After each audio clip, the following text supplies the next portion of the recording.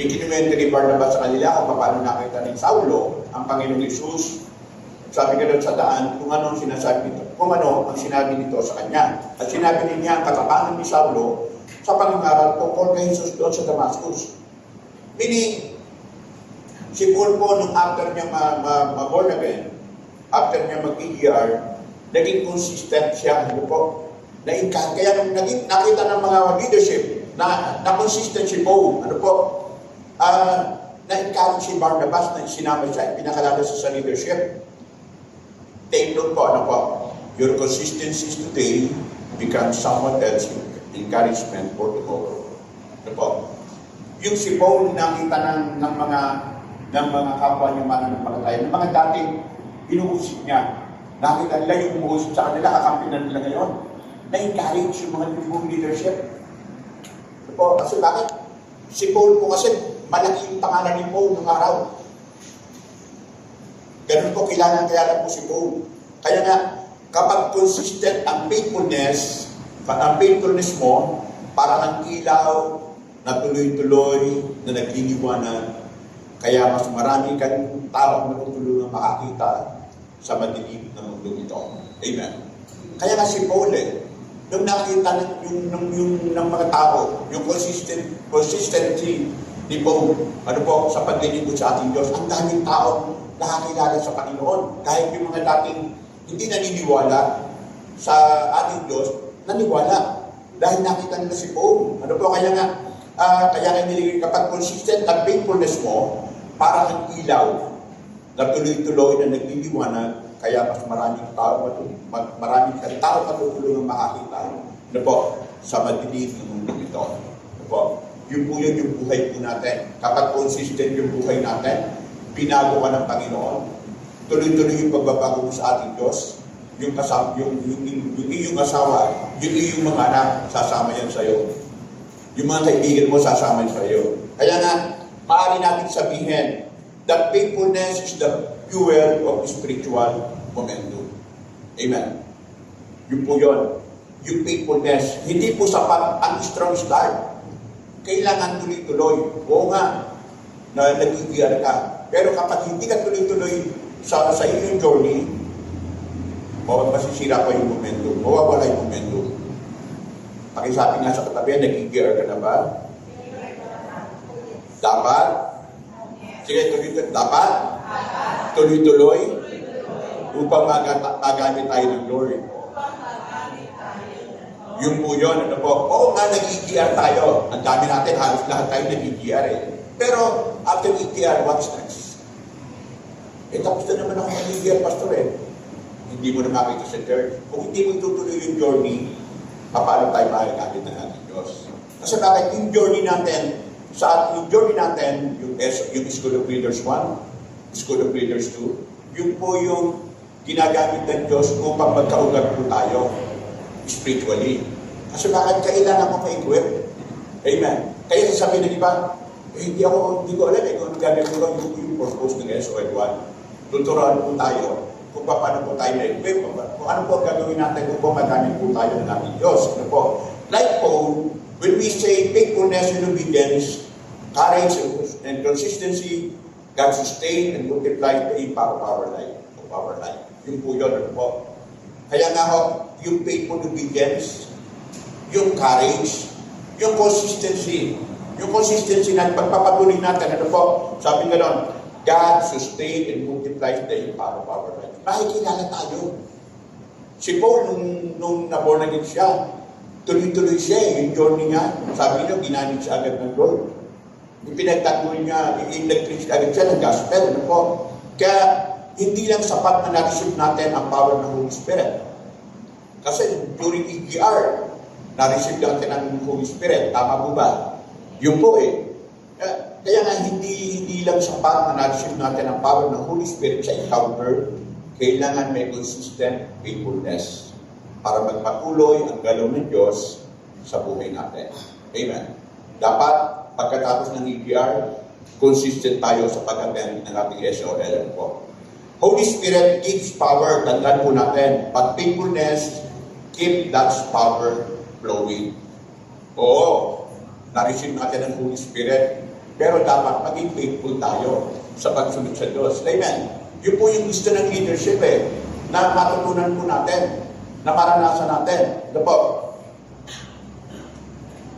Bakit po kaya merong mga taong nagsimula ng maganda, on fire spiritually, masipag umatid ng prayer meeting, sobrang active sa ministry, pero bakit kaya unti-unti nawala yung momentum nila? Bakit po kaya? Amen. Bakit po kaya gano'n? Ano po? Ang dami natin nakita gano'n di ba? Amen. Ang dami natin nakita gano'n. Ang galing, nung nakakilala sa Panginoon. Wow! Every Sunday service andito. Nag-EDR. Pagkatapos mag-EDR, kumanda na ng SOL. Pero, tapos, bigla natin nakikita sa mga prayer meeting, andun siya palagi. Consistent siya, umatid siya. Pero bakit kaya nawala yung momentum? Amen. Bakit po kaya nawala yung momentum? Bakit po kaya nawala yung momentum? Bakit kaya? Kasi na naging rooted sa Word of God. Amen. Hindi naging rooted. Ano po? Nawala yung unfaithful. Naging unfaithful po sila sa Panginoon. Parang mag-asawa po yan Di mo ba? Kapag once na naging unfaithful ka sa asawa mo, ano po? Magsisimula magkaroon ng pitakang inyong pagsasama. Amen. Yun po yun. Kasi bakit parang ka ng asawa mo Parang iba na to. Hindi na siya dati. Amen. Yun po yun. Ganun din po sa ating Panginoon. Ano po? Kaya nga, faithfulness means serving even without publicity. Persistent even when no one is watching. Obeying even when it is difficult.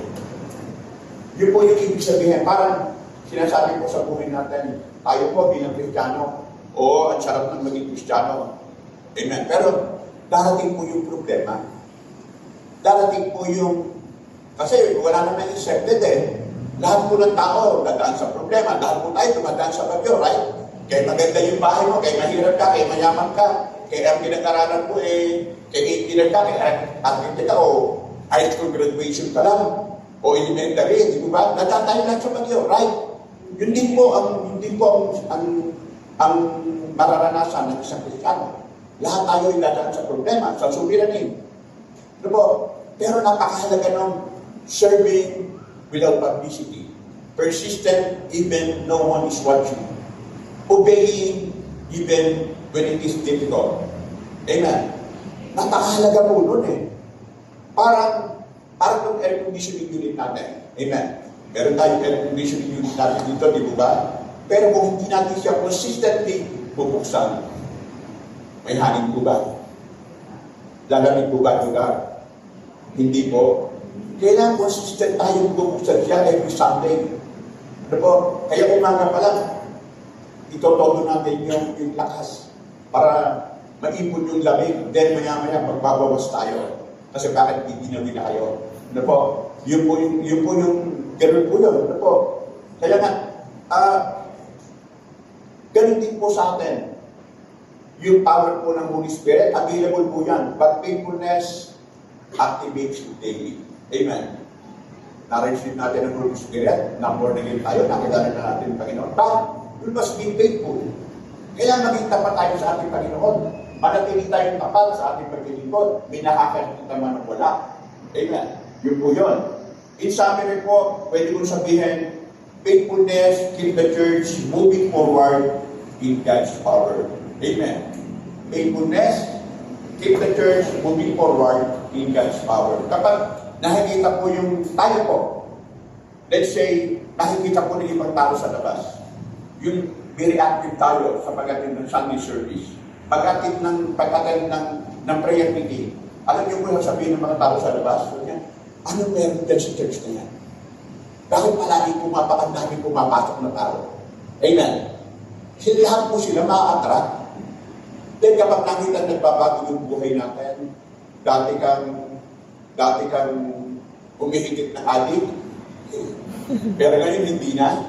Di ba? Dati kang sugarol, pero ginagawa ng Panginoon. Dati kang cage smoker, pero ngayon, Holy Spirit na ang nagkakainit sa'yo. Amen? Yun po, kapag nakita yung pagbabago sa buhay natin, maraming taong ma-attract. Kaya nga, faithfulness, keep the church moving forward in God's power. Nakita yung kapangyarihan ng ating Panginoon. Ito po, number 2 po, ano pa yung next turo ng GL leadership sa atin sa ngayong buwan ng May? Number 2 po, faithfulness secures God's promises. Faithfulness secures God's promises. Sabi ng 1 Corinthians chapter 4, verse 2, now, a person who is put in charge as a manager must be faithful. Meaning, his steadfast obedience ensures blessings are received. Ano po? Kaya nga, pakiulit po ang tapat na pagsunod. Pakiulit po, lahat tayo, ang tapat na pagsunod ay nagbubunga ng mga pagpapala. Yun po yun, ano po? Yun po yung ibig sabihin ng steadfast obedience ensures blessings are received. Ano po? Yun po yun. Kaya napakahalaga ho ng tapat na pagsunod natin sa ating Panginoon. Magbubunga yan ng blessing. Sa example po, ang nakita ko po doon si Noah. Alam po natin, naging faithful siya sa kanyang pagsunod sa ating Diyos. Makikita natin yung faithfulness. Imagine, nagtiwala si Noah. Ano po? Nagwarning ang Diyos na tungkol sa darating na baha. Alam niyo po yung baha? Nung araw, nung panahon ni Noah, wala pang nakakakita ng baha. Kasi bakit wala pang ulan nung araw? Hindi pa sila nakakaranas ng baha. Tayo sabat tayo sa baha. Pero si Noah, nung panahon na yun, sinabi ng Panginoon na, Noah, gumawa ka ng arko. Kasi bakit?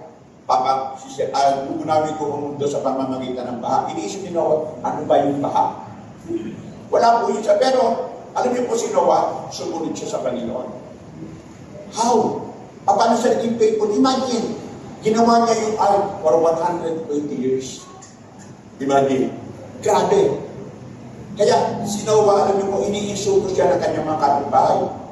Alam niyo kung saan gumawa si Noah ng ark? Saan po gumawa? Sa bundok. Imagine. Meron bang taong gagawa ng barko sa ibabaw ng bundok? Sabi ng mga tao, sirado ito si Noah. Gumawa ng barko sa ibabaw ng bundok. Noah, dapat doon ka sa dagat gumawa niyan. Kasi hindi po yung magagamit doon. 120 years, mga kapatid. Imagine niyo po yun. Iniinsulto siya ng kanyang mga kapitbahay, lahat na nakakita sa kanya. Ganun po, kaya nga obedience, kahit na maraming, naging nanatili siya obedient, kahit na maraming tao nanunuya sa kanya. Kaya nga, niligo ko yan, it demonstrate the kind of steadfast obedience that leads to salvation. Alam niyo po, alam natin ang istorya, sino lang ang naligtas ng panahon ni Noah? Sino po ang naligtas ng panahon ni Noah? Yung pamilya niya. Sino po ang gusto maligtas ng kanyang pamilya at kanyang pamilya? Amen. Halos lahat tayo, ayaw natin mapahamak ang pamilya natin. Si Noah, naging consistent siya. Naniwala siya sa Panginoon, naging consistent siya. Sumunod siya sa ating Diyos wholeheartedly, without doubt. Hindi siya minsan sa sarili niya, hindi siya nag-doubt sa sarili niya. Imagine, 120 years consistent sa buong buhay ni Noah. Ganun kagrabe si Noah. Kaya nga, he received the blessing.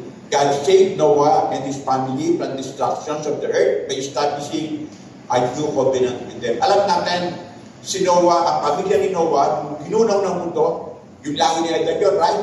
Lahi ni Adan. Pero ginunaw na yung lahi ni Adan. Bakit? Naging masama ang lahi ni Adan. Ang binuhay ng Panginoon, ang pamilya ni Noah. Doon po nagsimula ang tao sa pamilya ni Noah. Bakit? Naging masama niya yung mga kapitbahay niya. Si Noah ang nanatiling tapat sa Panginoon sa 120 years. Kaya yung kanyang mga anak sa kanyang mga anak, nagsimula yung lineage ng tao.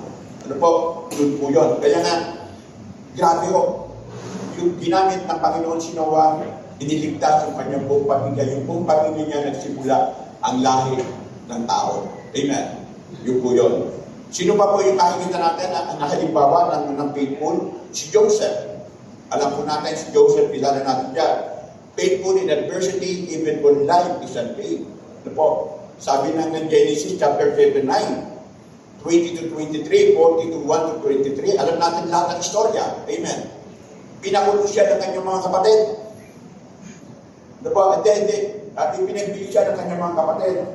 Nung nasa Egypt na siya, pinakulong siya ng asawa ni Potiphar. Amen. Grabe. Yung pagkakakulong sa kanya, bakit siya nakulong? Umiwas siya na magkasala. Umiwas siya na mabahiran niya ng magbukisan niya yung asawa ni si Potiphar mismo. Bakit? Yung asawa ni Potiphar, niyaya siya na mag-sex sila. Nagustuhan siya ng asawa ni Potiphar. Pero lumayo si Joseph, sa akin patunan, umiwas siya. Pero ang perang buhay, sabi natin ang perang buhay, ikinulog siya. Pinagpintan siya. Ganun po yung buhay ni Joseph. Pero hindi siya na-discourage. Ano po? Kahit na sa loob ng kulungan, naglingkod siya ng buong katapatan. Ano po? As if he is working for the Lord. Kasi gano'n ang isang Kristiyano eh.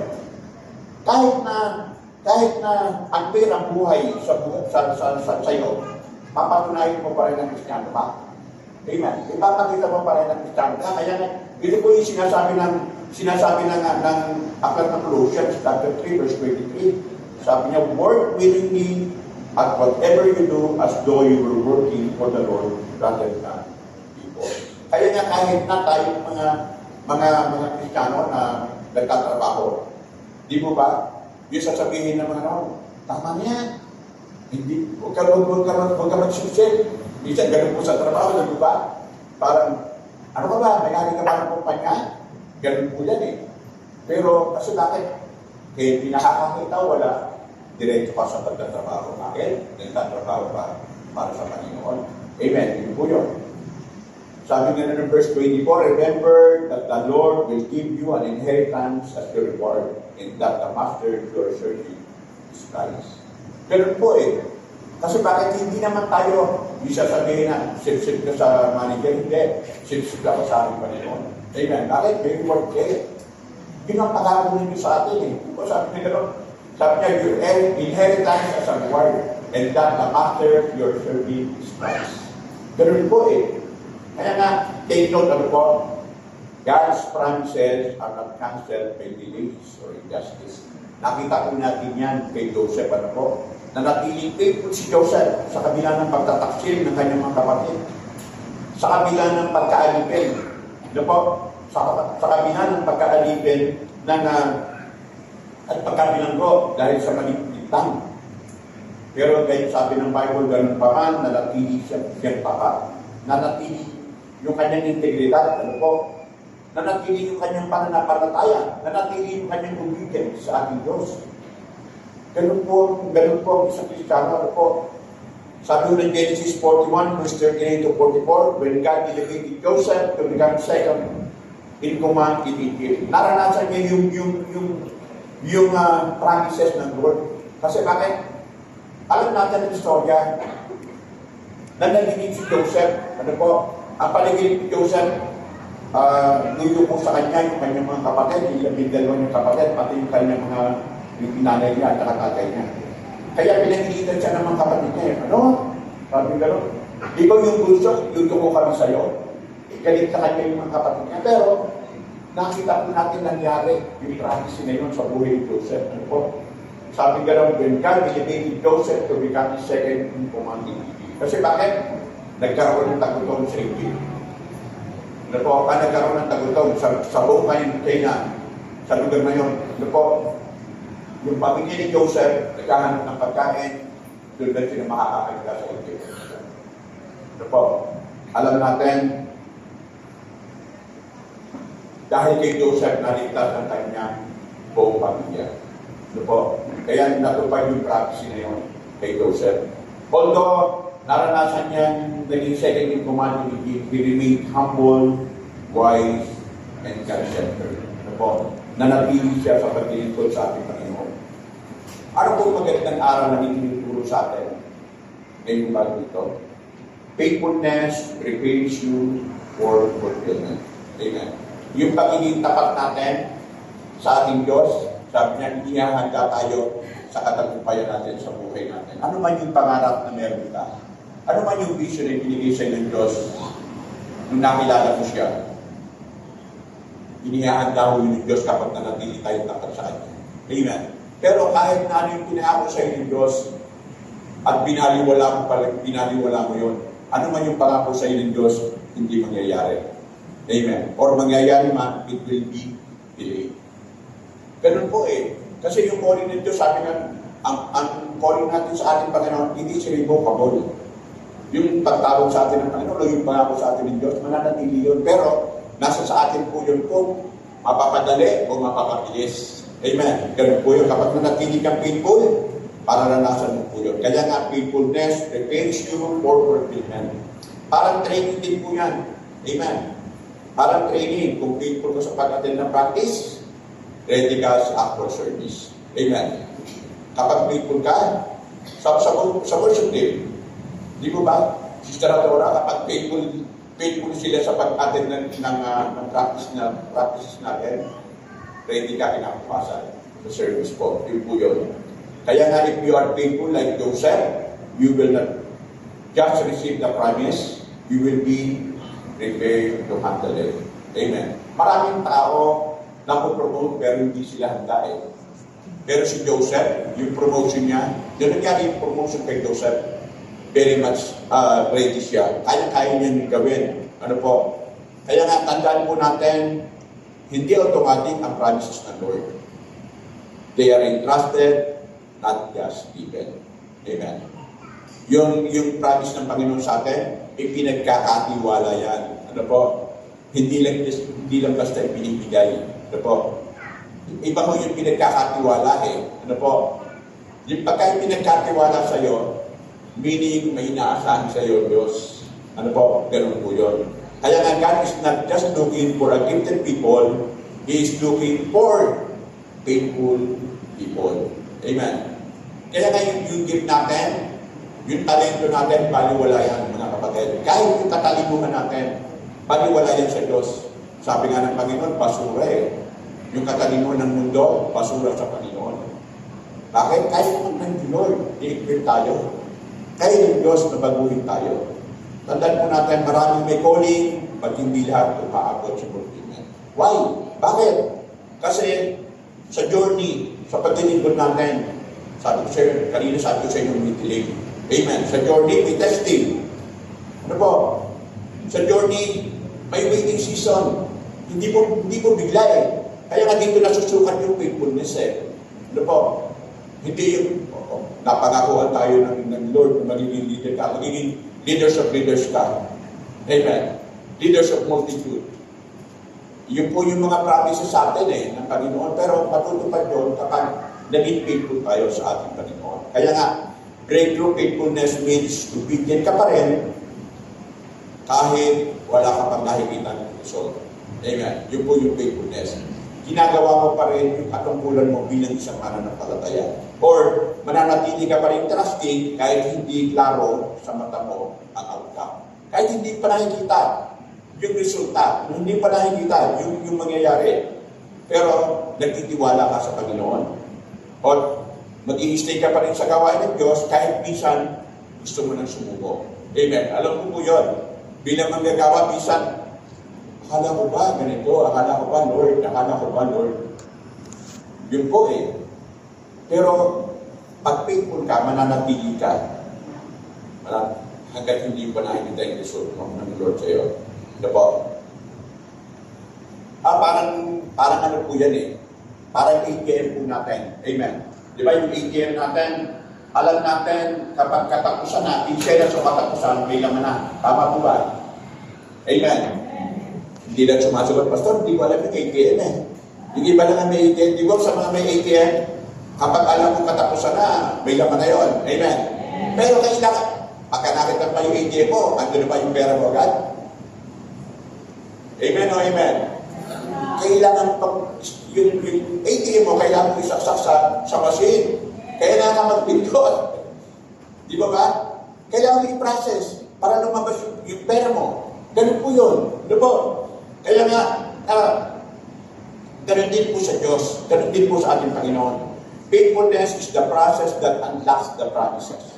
The promise. Ano po? Kaya nga napakahalaga po yun. Na yung faithfulness natin, kapag nanatili tayo doon sa ating katapatan sa ating Panginoon, makakamtan na natin ang pagpapalaan mula sa ating Diyos. Amen. Ano pa po yung naisituro ng leadership sa ating ngayon po ng May? Number 3, faithfulness multiplies testimonies of God's grace. Faithfulness multiplies testimonies of God's grace. Sabi ng Galatians chapter 6 verse 9. So let's not get tired of doing what is good. At just the right time, we will reap the harvest of blessing if we don't give up. Amen. Ang ganda ng sinasabi ni Paul, ano po? Sabi niya, let's not get tired of doing what is good. Ito po yung sinasabi sa atin, sa bawat isa sa atin ng ating Panginoon. Huwag daw tayo manghinawa na gumawa na gawin ang dapat, ang mabuti. Dahil sa tamang panahon, mararanasan natin ang pagpapala kapag hindi tayo huminto. Amen. Yung sinasabi po sa atin ni Paul. Ang nakita ko pong magandang example ay si Daniel. Ano po? Si Daniel, alam natin, he continued to serve God and pray consistently even when threatened with the lions den, resulting in pagans. King Darius acknowledging the power of God. Alam natin ang istorya niya, ano po? Si Daniel was captive in Babylon. Alam natin, ito po yung nangyari sa kanya. Dinala po siya sa Babylon, ng kabataan pa niya. Yan sila Shadrach, Meshach, and Abednego, dinala po siya. Ang ginawa po ni King Darius na nakahuli sa kanila, noong panahon na yon, lahat ng magaganda, lahat ng matatalino, lahat ng gwapo, itinira nila buhay. The rest, pinatay nila. Yung captive dinala po sila sa Babylon. Binago ang pangalan, binago ang culture, pati pagkain, binago. Gusto nilang maging magamit itong mga kabataan to in the future. Ano po? Yan po si Daniel. Ano po? Kaya kasagay po ng Daniel was captive in Babylon, threatened with death. The lions then for continuing to pray instead of the king. Ano po? Ito po yung istorya ng Daniel. Sabi sa Daniel chapter 6 verse 3, sabi gano'n si Daniel ay nasa tangi sa kanilang lahat dahil sa kanyang pagbigay ng nakayanan. Kaya binanak ng hari na siya ay gawing tagapamahala ng pagkaharian. Sabi ng verse 4, dahil dito ang dalawang kasama niya at administrador, mga gobernador, ay naghanap ng kamalian sa pamamahala ni Daniel para tartanin siya. Pero wala silang makita dahil si Daniel ay tapat sa kanyang tungkulin at maaasahan. Sabi ng verse 6, kaya pumunta sila sa hari at inidyohan na gumawa ng kautusan sa loob ng 30 araw ay walang mananalangin sa sinumang Diyos o tao maliban kay King Darius. Ang sinumang susuway ay tatapon sa kulungan ng mga leon. Ito po yung istorya, ito po yung sitwasyon. Daniel's faithfulness, tinan po natin yung faithfulness Daniel. He refused to compromise his faith or hide his devotion to God. Meron decree, ang lahat ng mananalangin sa ibang Diyos, maliban kay King Darius, sa punto ni King Darius, ihuhulog, ipapakain sa Diyon. Ito po, yung po yung decree. Ginawa mo yung decree yun dahil nakita nila na si Daniel ay faithful sa ating Diyos. Pero, tanong, napigilan ba si Daniel? Sumuko ba siya? Yun po, sabi ng verse 10, nang malaman ni Daniel na lumagta ang hari, umuwi siya pumunta sa kanyang silid na nasa taas na bahagi ng bahay, kung saan nakabukas ang bintana nakaharap sa Jerusalem. Doon, lugod siya, nanalangin at nagpasalamat sa kanyang Diyos 3 beses sa isang araw ayon sa kanyang nakawalayan. Amen. Ay, kita po natin yung faithfulness ni Daniel sa ating Panginoon. Grabe. Ano po? Grabe si Daniel. Ano po? Kaya, ito po yung pananalangin ni Daniel. 3 times a day nananalangin siya. Sabi niya, ayon sa kanyang nakawalayan. Tanong, kumusta na po ang prayer life? Amen. Sino na po dito yung nananalangin every 3 to 8 ng hapon? Amen. Taas nga po yung kamay, nag-pray consistently, may nakakakita man o wala, ng Breaker 320. Amen? Alam niyo po, yung apo namin, si Seth, pagka na, sanay po yan kapag may 320, nag-alarm na po yung cellphone. Pag yung cellphone niya, may alarm. Pag 320 na po, nakakatuwa po yung bata niya. One time, andun siya sa kanyang iwe, yung ilang bahay po, pagitan namin. Pag-uwi niya, yung hapon na sabi niya, Tay, alam mo kanina, ng 320, nag-pray kami. Natatagalan nga sa akin si Caleb yung tiyuhin niya, mas bata sa kanya, pero tiyuhin niya nagkukwento yung bata yung apo ko. Yung apo ko po 7 years old. Yung kalaro niya 6 years old, mas bata sa kanya. Then nagpe-pray daw siya, naiinip daw yung kalaro niya. Sabi niya, natatagalan nga sa akin si Caleb kasi ang tagal ko mag-pray. Again, ano po, isang 7 years old, pero dahil nahagis na niya, kasi po, every 320, gagawin ko sa kanya, pagbabasahin ko siya ng Ephesians chapter 3, verse 20. Then nagpe-pray po kami. Habang nagpe-pray po ako, isa nagpumulat ako, tinitawag ko siya sa akin. Hindi siya umalis ang gabi natatapos yung prayer. Subukan niyo po pag-pray siya dito. Ng Ephesians 3, yung break of 320, makikita niyo po ano yung declaration niya. Amen.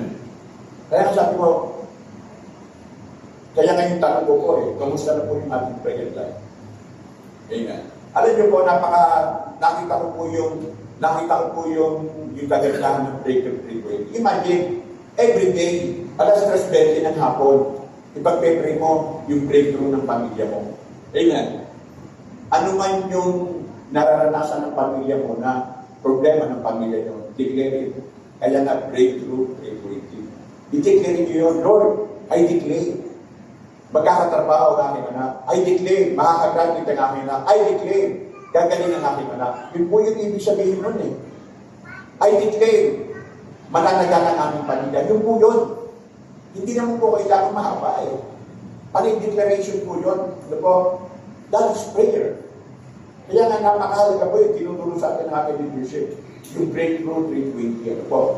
Ito po si Daniel. Naging consistent si Daniel.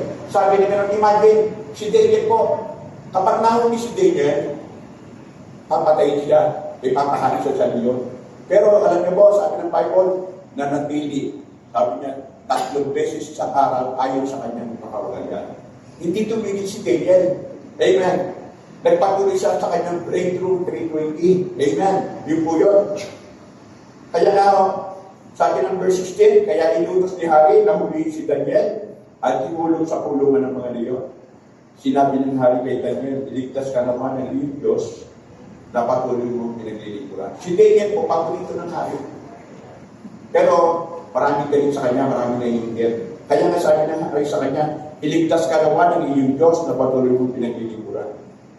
Ito po, tingnan niyo po doon, inilagay po din the testimony of praise.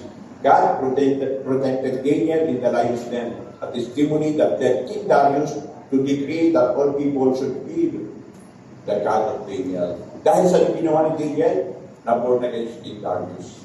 Amen. Sabi ng verse 19, tingnan niyo po yung istorya, kinaumagahan, nagbubukang liway-way pa lamang, nagmamadali pumunta ang hari sa kulungan ng mga leon.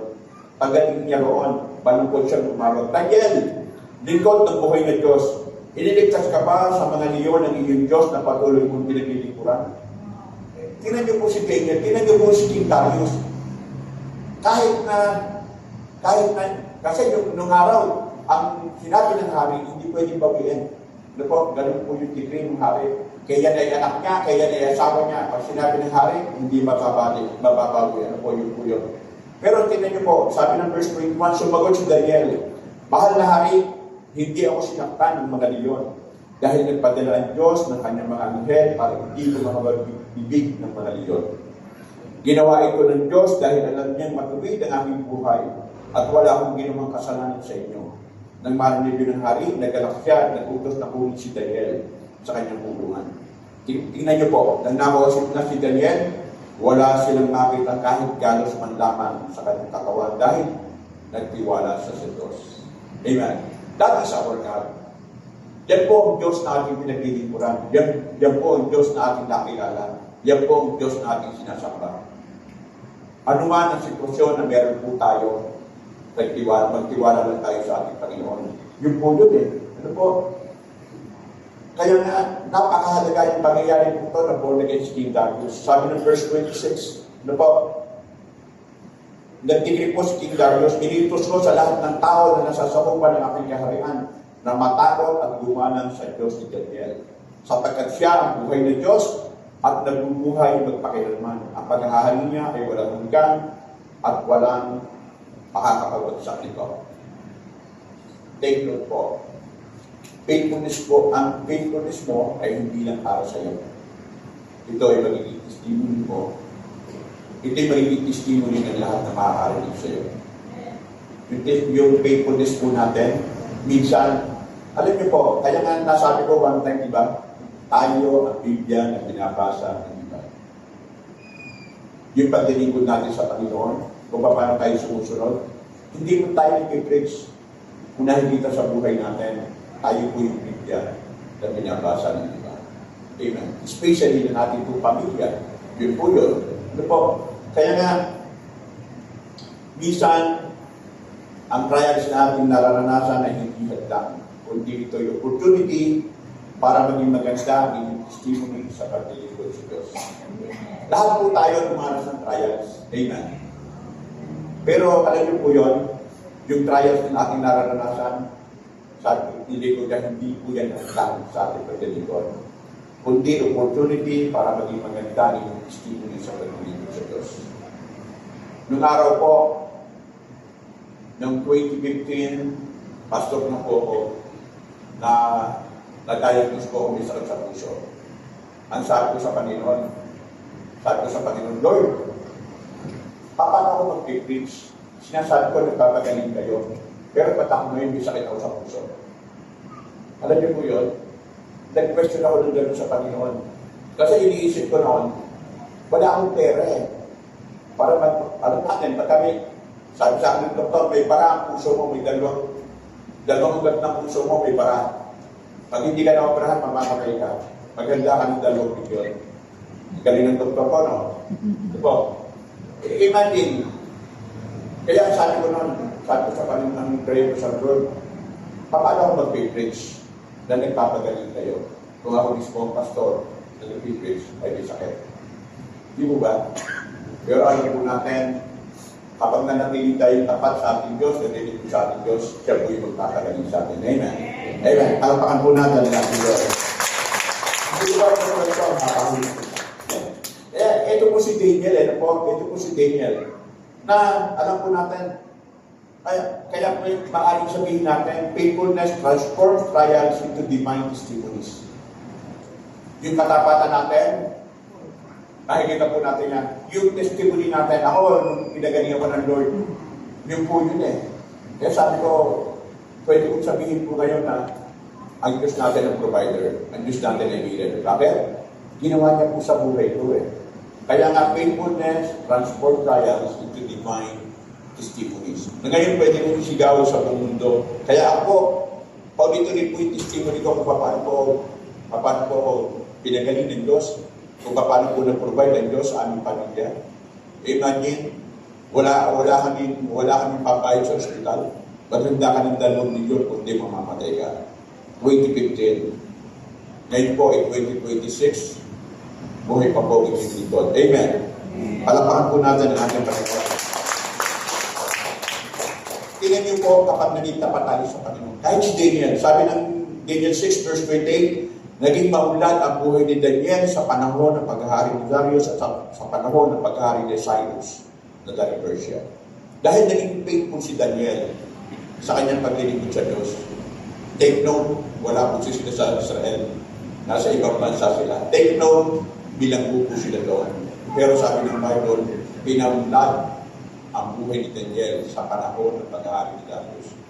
Yung unang hari, then nagpupalit pa.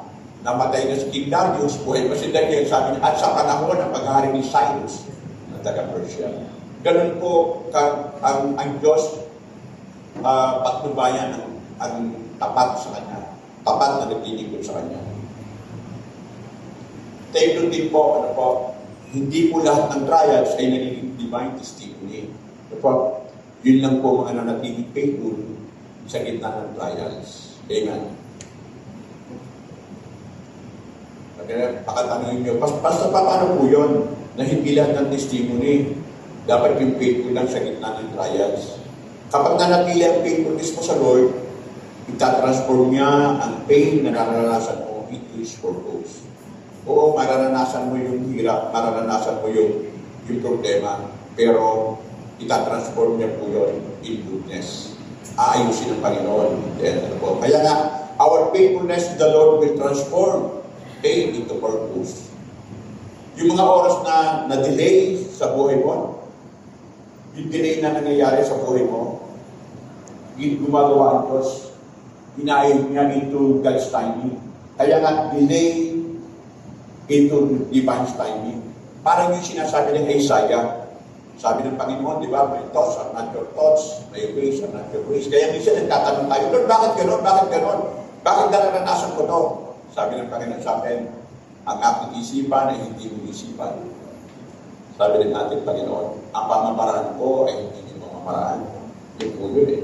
Kaya kahit na dumaan tayo sa napakaraming struggles sa buhay, at the end, nakikita mo ang grace ng Lord sa buhay mo. Amen.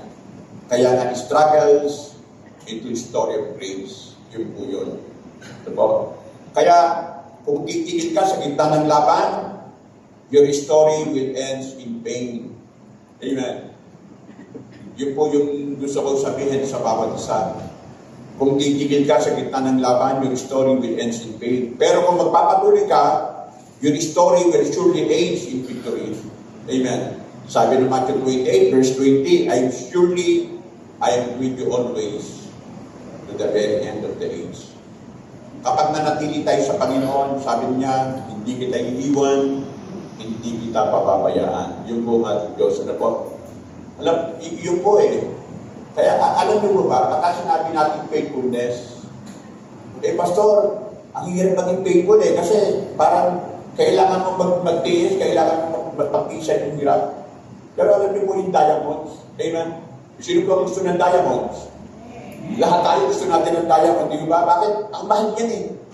Pag may diamond ka, lalo din, mga babae, binigyan yung diamond ring, wow. Kung mag-akat ka gano'n.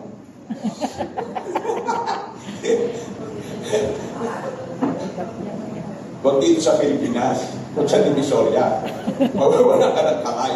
Ano ba, di ba? Ganun po eh. Kasi bakit? Ibig sabihin, pagka binigyan ka ng diamond, napakahalaga mo. Ganun ka ka-precious, ganun ka kamahal. Yung po yun eh. Kaya nga lahat ng tao, nag-aaspa ng diamond. Pero alam niyo po, ang diamond, ginanasa natin ang diamond kasi napakamahal, napakaganda, kumikinan. Pero napakahirap ng diamond para po.